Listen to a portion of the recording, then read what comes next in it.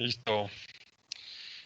Entonces, ciclo cardíaco, que es el tema que nos corresponde el día de hoy, se define como todos los fenómenos secuenciales y cíclicos que ocurren entre un latido cardíaco y el siguiente.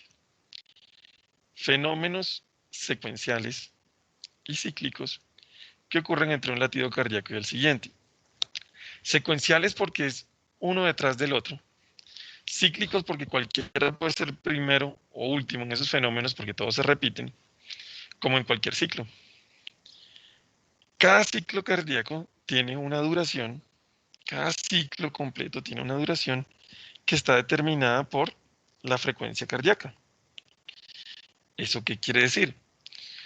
Cuanto mayor sea la frecuencia cardíaca entregada en latidos por minuto, cuanto mayor sea la frecuencia cardíaca entregada en latidos por minuto, menos tiempo va a tener el corazón para completar cada ciclo. Entonces, si una persona tiene una frecuencia cardíaca de 60 latidos por minuto, una frecuencia de 1 hercio, si una persona tiene una frecuencia de 60 latidos por minuto, lo que estamos diciendo es que cada latido está tomando aproximadamente 1 segundo. Eso es todo el tiempo que tiene el corazón para generar todos los fenómenos que vamos a ver el día de hoy. Y 60 latidos por minuto es una frecuencia cardíaca baja. Si una persona tiene una frecuencia cardíaca de 120 latidos por minuto, es decir, el doble, no se imaginen que la duración del ciclo cardíaco va a ser el doble, porque ahora el corazón lo que tiene es la mitad del tiempo para volver a hacer todos los fenómenos, 0,5 segundos.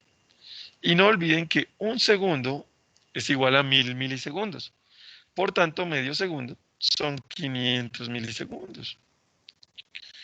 Si la frecuencia cardíaca llegara a subirse un máximo teórico de 240 latidos por minuto, yo voy a tener que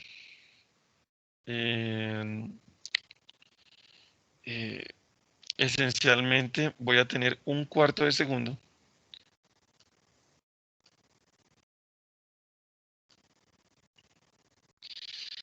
para lograr todos los fenómenos, 250 milisegundos. Es muy difícil que un corazón humano, sin importar la edad, lata más rápido que esto manteniendo un bombeo, porque la mayor parte de los fenómenos que son activos en el corazón toman aproximadamente esto, 250 milisegundos. Entonces es muy difícil ver una frecuencia cardíaca por encima de esto como valor real de un corazón que bombea. Un neonato en una crisis extrema puede llegar a esas frecuencias, pero es muy difícil ver a un adulto sano con una frecuencia de estas porque esencialmente se está muriendo. En términos generales, hay otras fórmulas para expresarlo, pero lo más rápido que puede latir nuestro corazón antes de colapsar lo llamamos frecuencia cardíaca máxima para la edad. Y en los portadores de un cromosoma Y, sin importar cómo se hagan llamar, en los portadores de un cromosoma Y, 220 menos la edad en años cumplidos nos da típicamente ese valor. La frecuencia cardíaca máxima para la edad en latidos por minuto.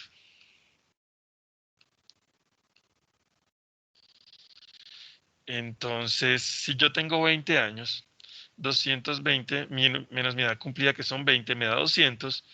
200 latidos por minuto sería lo máximo que mi corazón puede latir sin colapsar. Lo máximo. O sea, lo máximo es estimulación simpática en estrés de ejercicio máximo. Si no soy portador de un cromosoma Y, si mi cariotipo es 46XX, sin importar cómo me haga llamar, este valor cambia porque tendremos que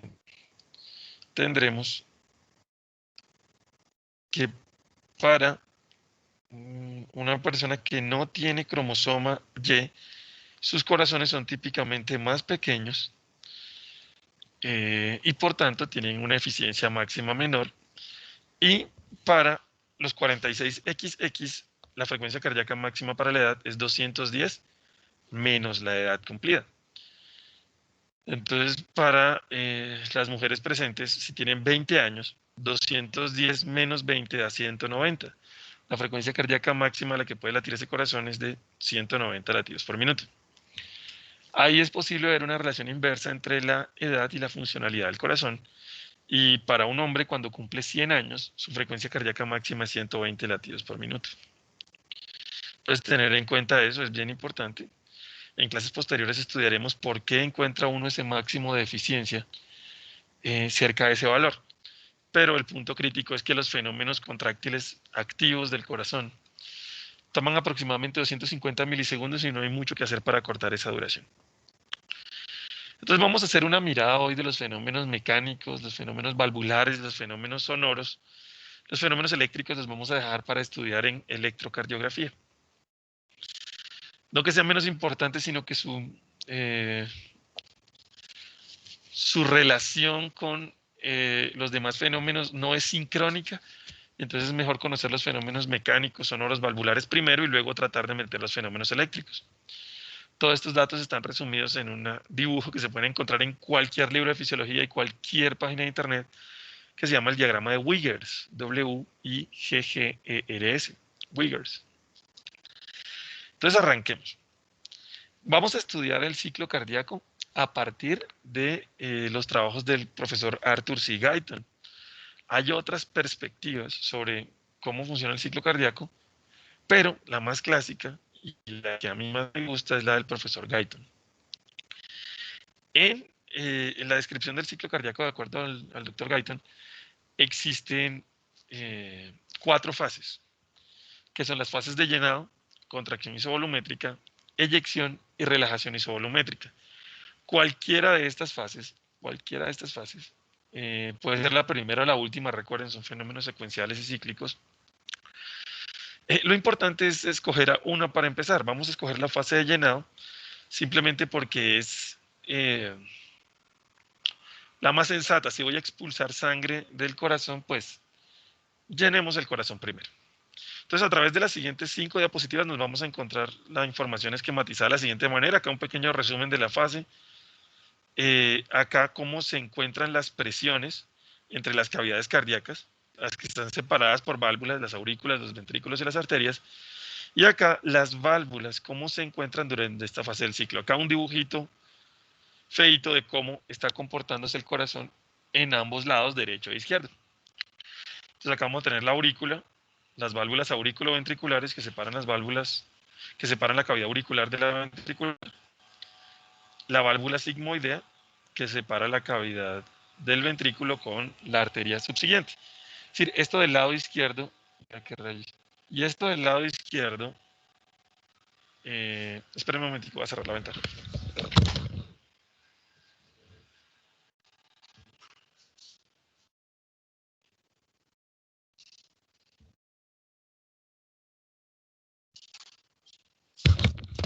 Perdón. Entonces, esto del lado izquierdo sería la aurícula izquierda, el ventrículo izquierdo y la aorta, y del lado derecho sería la aurícula derecha, el ventrículo derecho y el tronco de la arteria pulmonar. Esos fenómenos están ocurriendo de forma sincrónica entre lado izquierdo y lado derecho. Entonces, la fase 1 del ciclo cardíaco es la fase de llenado, el periodo de llenado, que va a ocurrir a un muy bajo volumen, Es decir, durante la fase de llenado el ventrículo se empieza a llenar. Recuerden que la sangre se mueve al interior del corazón, de aurícula a ventrículo, y de ventrículo hacia una arteria. Esto quiere decir que el ventrículo, para poder llenarse, tiene que abrir su orificio de entrada y cerrar su orificio de salida. Entonces, durante la fase de llenado en el corazón, la válvula aurículo-ventricular está abierta y la válvula sigmoidea está cerrada. Es decir, tricúspide y bicúspide están abiertas y aórtica y pulmonar están cerradas. Esto permite que la sangre que está en las venas y las aurículas pase al interior del ventrículo. Esto es posible, este movimiento es posible porque durante la fase de llenado, la presión de la aurícula es mayor que la presión del ventrículo y la presión del ventrículo es menor que la presión de la arteria. Entonces, como la aurícula... Espera un momento.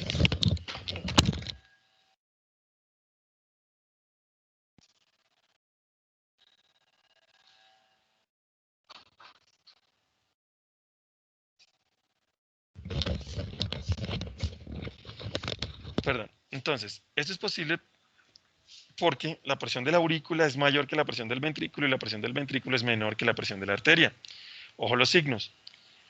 El ventrículo es la cavidad con mayor masa muscular en el corazón, entonces es necesario eh, que el ventrículo esté completamente relajado. Cuando el ventrículo está relajado, no hay actividad eléctrica ni mecánica dentro de él, pequeñas presiones en la aurícula pueden generar un incremento de la presión por encima de la presión ventricular y eso, si hay más presión en la aurícula que en el ventrículo, pues la válvula auriculoventricular se abre. La presión del ventrículo durante la fase de llenado está muy cercana a 0 milímetros de mercurio y se aproxima a 5 milímetros de mercurio solo al final de la fase de llenado. Es decir, la presión en la fase de llenado realmente baja al interior del ventrículo. La presión en la aurícula, sumamos una presión de 0, la presión en la aurícula está cercana a los 4 milímetros de mercurio. Y si estamos hablando del lado izquierdo, la presión arterial en diástole puede ser de 80 milímetros de mercurio. Entonces, ¿eso qué me dice? Una presión de 4 logra vencer una presión de 0, entonces la sangre fluye de la aurícula al ventrículo. Recuerden, la válvula sigmoidea se abre cuando el ventrículo tiene más presión que la arteria. Pero cuando la arteria tiene más presión que el ventrículo, la sangre que se intenta devolver cierra con fuerza la válvula y, por tanto, la válvula sigmoidea se encuentra cerrada, mientras la presión del ventrículo sea menor que la presión de la arteria. Entonces, la presión ventricular es la menor durante la fase de llenado. El ventrículo se llena gracias a la sangre que está pasando de venas a aurículas y de aurículas a ventrículos y la sangre empieza a acumularse allá adentro. Ese periodo de llenado va a estar ocurriendo a través del tiempo en 3 periodos diferentes. Es decir, todo el llenado ocurre primero en un llenado rápido, luego un llenado lento o diastasis y finalmente la contracción de las aurículas. ¿Qué quiere decir eso? Cuando inicia en este punto, el llenado, la válvula auriculoventricular se abre y como el ventrículo está vacío, la sangre acumulada en la aurícula y en las venas pasa rápidamente hacia el interior del ventrículo, logrando aproximadamente un 50% de toda la capacidad del ventrículo. Es decir, durante el primer tercio de todo el llenado, se llena la mitad de la capacidad del ventrículo. 50% ya está lleno. Luego, las válvulas auriculoventriculares siguen abiertas, pero como ya hay sangre al interior del ventrículo, es mucho más difícil seguir metiendo sangre de forma pasiva. Entonces, de un 20 a un 30% del llenado ocurre durante el llenado lento diastasis, que es la sangre entrando pasivamente aún, hasta completar por ahí un 80% de la capacidad del ventrículo. Ya ese ventrículo de forma pasiva no le cabe mucha más sangre. Entonces ya nos toca empezar a hacer fuercita para meter el último 20%. ¿Y quién hace la fuercita para terminar de llenar el ventrículo? El músculo auricular. Cuando el ventrículo está lleno al 80% de su capacidad, la aurícula se despolariza y se contrae, y al contraer se empieza a bombear sangre a presión al interior del ventrículo, completando el último 20%. Esto es bien importante porque quiere decir que solamente el 20% de esa sangre entra empujada por la aurícula y solo ocurre al final del llenado. Y como ocurre al final del llenado es que tenemos ese incremento de 5 milímetros de mercurio al final de la fase de llenado. Al final de la fase de llenado. Entonces, primera fase, el periodo de llenado. En este periodo, el ventrículo tiene la menor presión de todas las cavidades. La válvula auriculoventricular está abierta, la válvula sigmoidea está cerrada, la mayor parte de la fase ocurre una presión baja y la presión se incrementa aproximadamente unos 5 milímetros de mercurio al final de la fase de llenado por efecto de la contracción de la aurícula. Luego sigue la fase de contracción isovolumétrica. ¿En qué consiste la fase de contracción isovolumétrica? En la fase de contracción isovolumétrica, lo que voy a tener acá es que el ventrículo empieza a contraerse. El ventrículo empieza a contraerse. Es decir, la presión del ventrículo contra el tiempo empieza a incrementarse. Empieza a incrementarse. Es importante tener en cuenta que el ventrículo, que tenía una presión cercana a 0 milímetros de mercurio, va a empezar a incrementar su presión. Y yo quiero que recuerden que la presión de la aurícula la hemos puesto entre 4 y 8 milímetros de mercurio. Es el valor de presión de la aurícula. Y la presión de la arteria, en el caso del ventrículo izquierdo, la habíamos puesto cerca a 80 milímetros de mercurio, muy por encima de la presión de la aurícula. Entonces, si la presión del ventrículo, que estaba cercana a cero, contra el tiempo empieza a subir, empieza a subir, empieza a subir, empieza a subir, empieza a subir, y yo agarro la foto en este punto, la presión de la aurícula ha quedado por debajo de la presión del ventrículo, es decir, la presión del ventrículo en esta fase es mayor que la presión de la aurícula. Este signo lee menor que. Durante la fase de contracción isovolumétrica, la presión auricular es menor que la presión ventricular. Pero vean que esta X donde puse la pausa, este puntico, está aún por debajo de la presión de la arteria. Es decir, la presión del ventrículo es menor que la presión de la arteria. Si la presión de la aurícula, digamos, en este punto es 4 milímetros de mercurio, y la presión en la foto que tomé es de 50, y la presión de la arteria en diástole sigue siendo de 80 milímetros de mercurio, lo que veo es que es cierto que la presión de la aurícula es menor que la del ventrículo y la del ventrículo es menor que la de la arteria. Como la presión al interior del ventrículo está subiendo y ya superó la presión de la aurícula, la sangre intentaría devolverse. Para frenar ese reflujo ventrículo auricular, la válvula auriculoventricular, tanto tricúspide como bicúspide, se cierra. La válvula se cierra. Al cerrarse la válvula, la sangre no puede devolverse, entonces la presión sigue incrementándose al interior del ventrículo. Sin embargo, la presión del ventrículo aún no supera la presión de la arteria y por tanto la válvula sigmoidea sigue cerrada. Durante la fase de contracción isovolumétrica, las dos válvulas están cerradas. Tanto auriculoventricular como sigmoidea están cerradas. Esta es la primera fase para iniciar el fenómeno sistólico.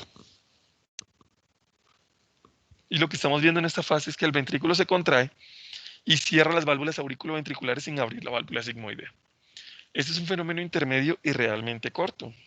Y realmente corto. Es decir, el tiempo que le toma al corazón completar la fase de contracción isovolumétrica está entre los 20 y los 30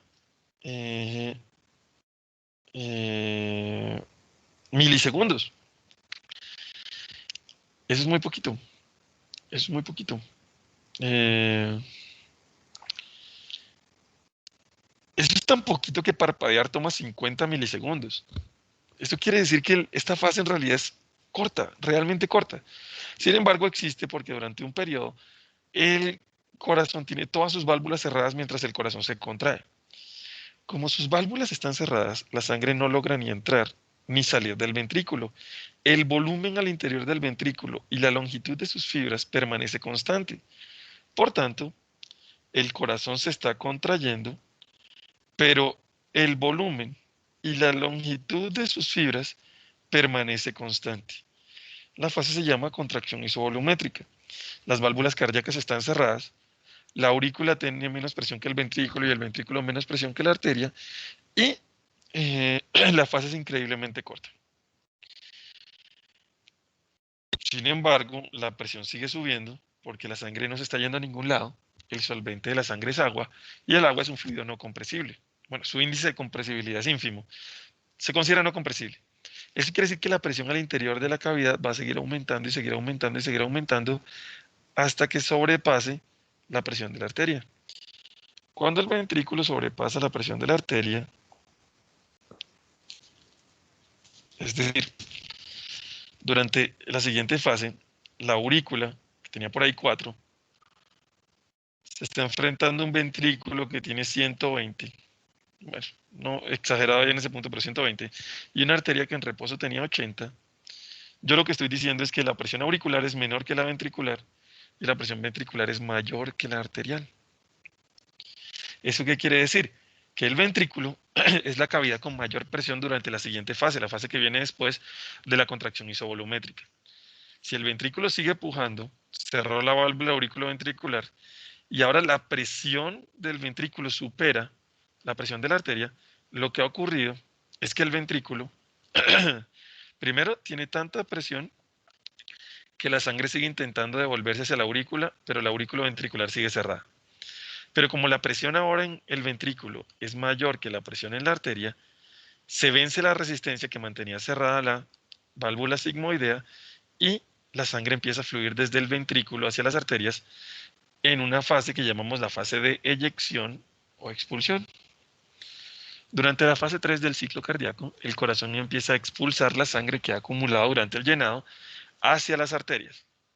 Durante la fase de eyección, el ventrículo tiene la máxima presión entre todas las cavidades cardíacas y entre más presión hace el ventrículo, más presión tendrá la arteria que está recibiendo la sangre directamente. Durante la fase de eyección, yo voy a tener que la válvula auriculoventricular sigue cerrada y la válvula sigmoidea cedió a la presión y ahora esta está abierta. La válvula sigmoidea está abierta. Durante este periodo, la sangre empieza a bombearse del lado izquierdo hacia todos los tejidos, del lado derecho hacia los pulmones. Tal cual hicimos con el movimiento de sangre durante el llenado, el ventrículo también divide su periodo de expulsión en dos fases, que son la fase de expulsión rápida y la fase de expulsión lenta. Durante la primera fase, que es expulsión rápida, se expulsa el 70% de la sangre que va a ser bombeada hacia las arterias. Y durante la expulsión lenta se expulsa el restante 30%. El corazón no se queda desocupado y deja un pequeño residuo al interior de sus cavidades. Es una fase súper importante porque al estar abiertas las válvulas sigmoideas es donde el corazón cumple la misión de bombear sangre. Sin embargo, después de que se acaba la estimulación eléctrica y al corazón se le empieza a acabar la fuerza, pues la presión del ventrículo vuelve a bajar. Y al bajar, vuelve a caer por debajo de la cifra de presión arterial, pero está aún por encima del valor de la presión auricular. Es decir, el corazón volvería ahora con un ventrículo que tiene menos presión que la arteria, pero tiene más presión que la aurícula. Durante la fase posterior a la eyección, que es la fase de relajación isovolumétrica, yo voy a tener que la aurícula tiene menos presión que el ventrículo y el ventrículo tiene menos presión que la arteria. Como el gradiente va en ese sentido, el ventrículo tiene más presión que la aurícula, la válvula auriculoventricular está cerrada. Y como la arteria tiene más presión que el ventrículo, la válvula sigmoidea, como un paracaídas, puff, se cierra para evitar el reflujo. Entonces, durante la fase de relajación isovolumétrica, la presión del ventrículo cae severamente y, por tanto, la sangre intenta devolverse y todas las válvulas se cierran. Durante la fase de relajación isovolumétrica, la válvula auriculoventricular está cerrada y la válvula sigmoidea está cerrada. Durante la fase de relajación isovolumétrica, la aurícula tiene menos presión que el ventrículo y el ventrículo tiene menos presión que la arteria. Es una fase isovolumétrica donde la sangre no entra ni sale del corazón, la longitud de las fibras cardíacas no cambia, pero la presión al interior del ventrículo está disminuyendo. Si la presión al interior del ventrículo, recordemos ese gráfico que estábamos haciendo, si el valor de la arteria, ese es el valor de la aurícula, y lo que dijimos es, por acá abajo estábamos en llenado, y cuando subimos por encima del auricular pasamos a contracción isovolumétrica. Cuando pasamos por encima de la arterial estamos en eyección. Y cuando al ventrículo se le acaba la fuerza, caemos por debajo de la arterial, otra vez estamos ahora en relajación isovolumétrica, y cuando al ventrículo se le acaba completamente la fuerza y baja la presión en su interior a un valor similar a cero nuevamente, la presión del ventrículo estará por debajo otra vez de la presión auricular.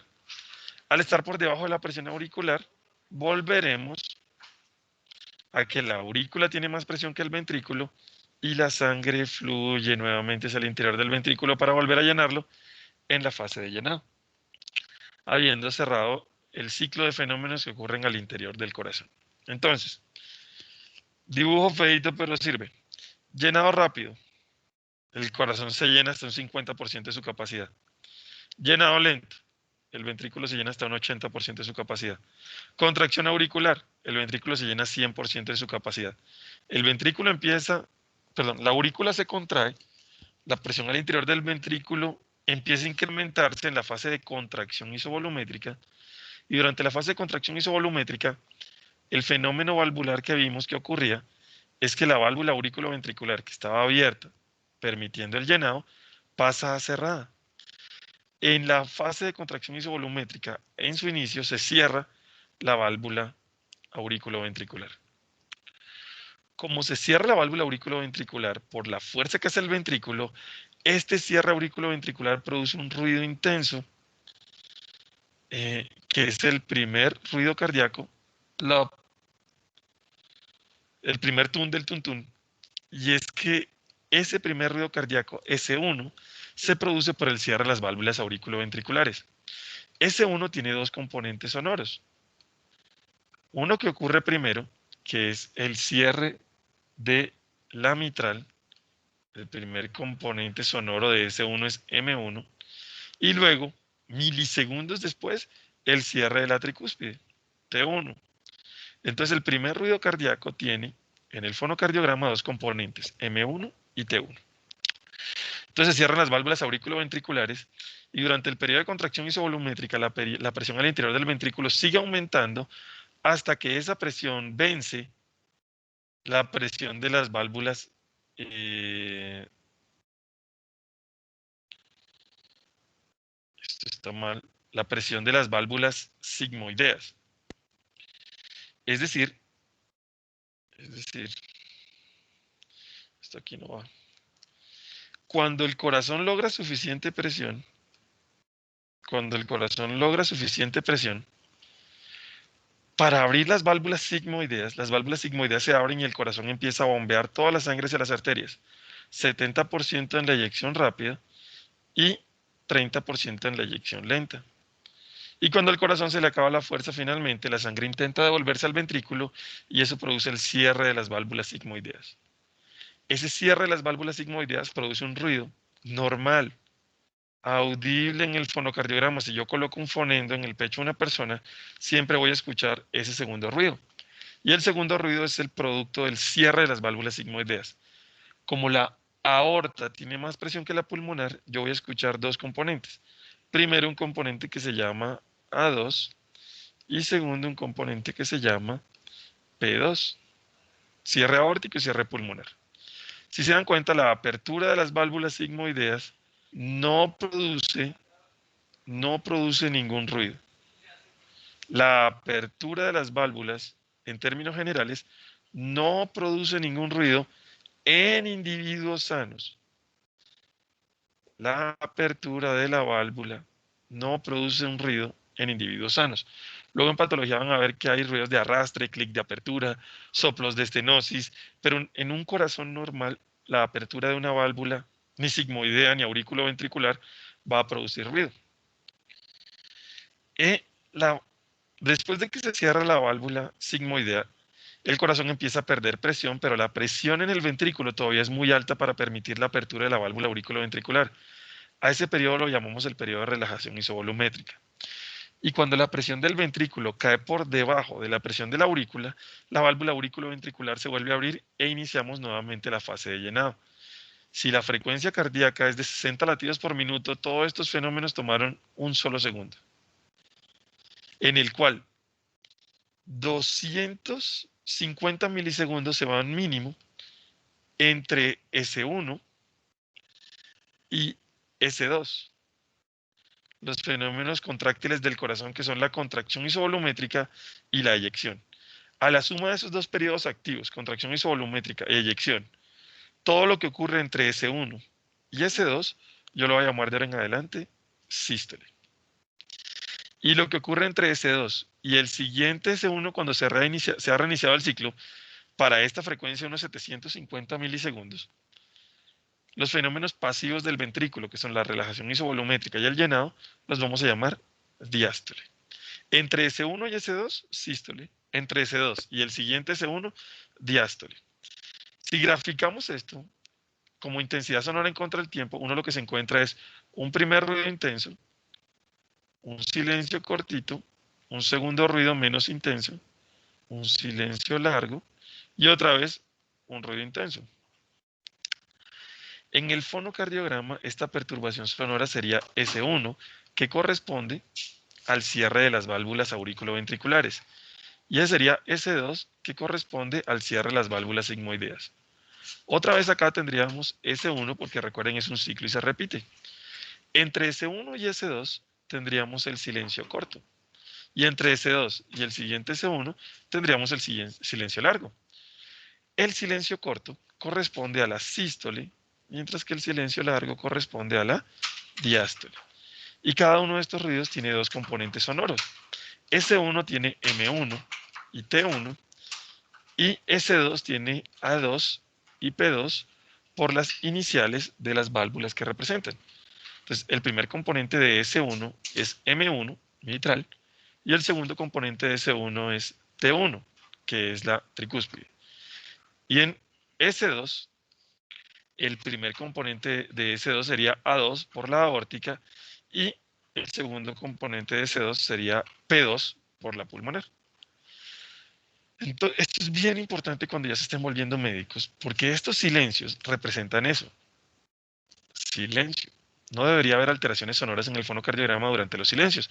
Cualquier ruido extraño que ocurra y que yo escuche al interior de estos silencios es lo que se llaman soplos.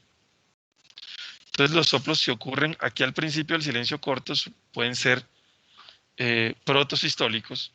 Si ocurren en la mitad, pueden ser mesosistólicos. Si ocurren al final, pueden ser telesistólicos. Si ocurren durante todo el silencio corto, pueden ser holosistólicos. Lo mismo con la diástole. Protodiastólicos, mesodiastólicos y telediastólicos. O también holodiastólicos si ocupan todo el silencio. Y de acuerdo a dónde estén los soplos, yo puedo determinar si el soplo es valvular o no y cuál alteración valvular tengo. Entonces, no perder de vista que en nuestra primera práctica vamos a hacer fonocardiografía y vamos a estar escuchando los ruidos cardíacos para mirar estas alteraciones. Lo importante de acá en este gráfico que estamos sumando es que el ciclo cardíaco es una serie de fenómenos secuenciales que resume todos los fenómenos que ocurren al interior del corazón entre un latido cardíaco y el siguiente. Ahora, y este pedazo también es muy importante. Si yo le pregunto a alguno de ustedes, ¿durante qué fase del ciclo cardíaco el corazón contiene el máximo volumen que va a tener durante todo el ciclo? ¿Ustedes qué fase señalan? Ojo a la pregunta. ¿Durante qué fase del ciclo cardíaco el corazón contiene el máximo de sangre que va a tener durante el ciclo cardíaco? ¿Ustedes qué fase señalan?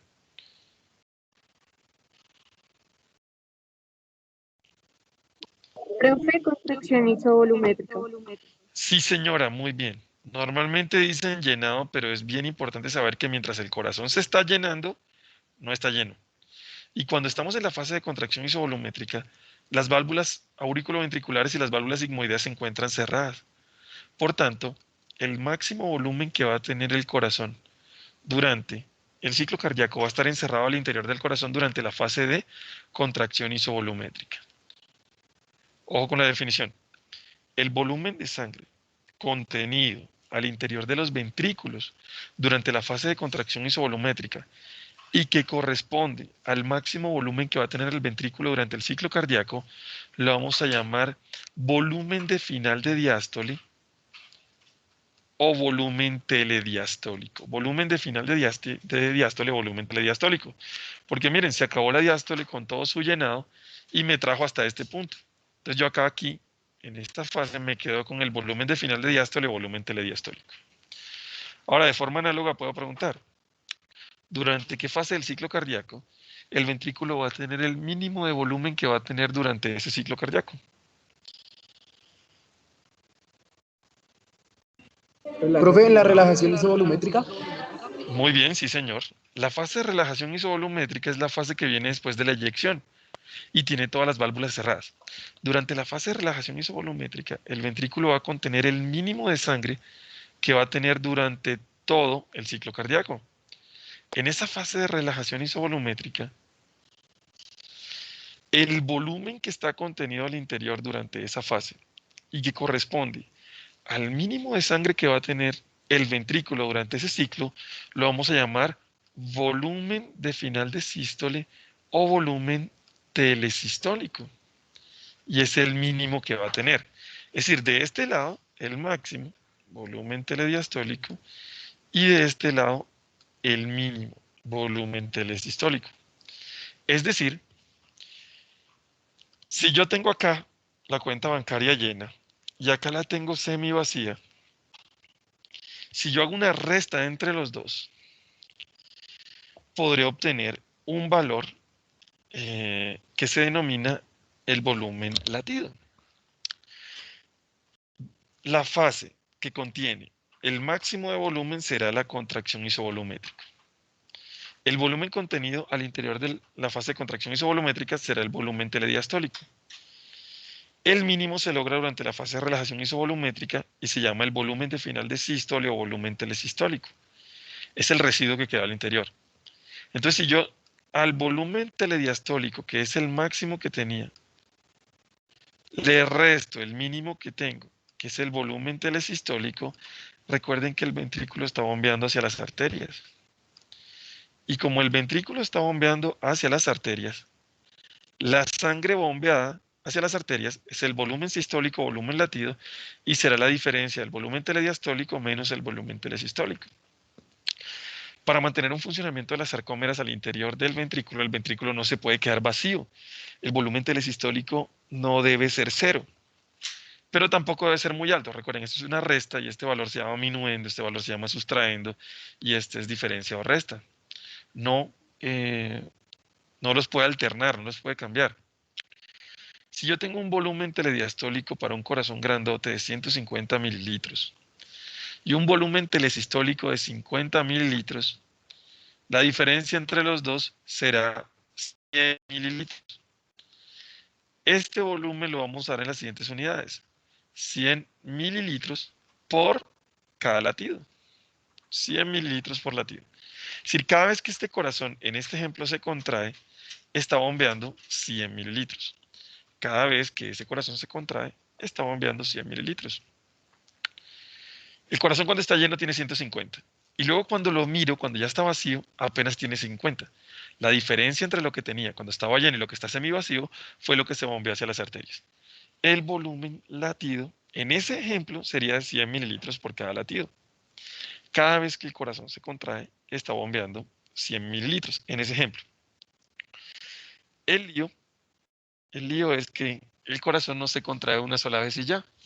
El corazón está bombeando a una frecuencia dada. Ese valor lo llamamos frecuencia cardíaca y las unidades de frecuencia cardíaca son latidos por minuto. Entonces tengo que el corazón está bombeando a una frecuencia dada y que cada vez que bombea, cada vez que se contrae, está bombeando un volumen. El volumen latido que vimos que estaba expresado en mililitros por cada latido. No hay que ser un genio matemático para darse cuenta que yo puedo saber cuánta sangre bombea el corazón en un minuto si yo multiplico el volumen de sangre que el corazón bombea cada vez que late por el número de veces que late en un minuto. Entonces yo me puedo llevar las unidades de latidos con latidos, porque están en el numerador y en el denominador en este producto, y me doy cuenta que en el numerador me quedan mililitros y en el denominador me queda una unidad de tiempo que son minutos. El total de sangre que el corazón bombea en un minuto hacia todos los tejidos se denomina gasto cardíaco, débito cardíaco o salida cardíaca. Y esa magnitud de gasto cardíaco, débito cardíaco, es el producto de la frecuencia cardíaca por el volumen latido. Cuanto mayor sea la frecuencia cardíaca y mayor sea el volumen latido, mayor será el gasto cardíaco. Entonces lo quiero dejar claro antes del examen. La definición de gasto cardíaco es el total de sangre bombeada por el corazón hacia las arterias en un minuto y se expresa en mililitros por minuto. Y los determinantes aritméticos del gasto cardíaco son el producto de la frecuencia cardíaca por el volumen latido. En la clase del, bueno, la siguiente clase estaremos discutiendo los conceptos de precarga y poscarga, pero por lo menos en lo que corresponde a gasto cardíaco es lo que teníamos que ver el día de hoy.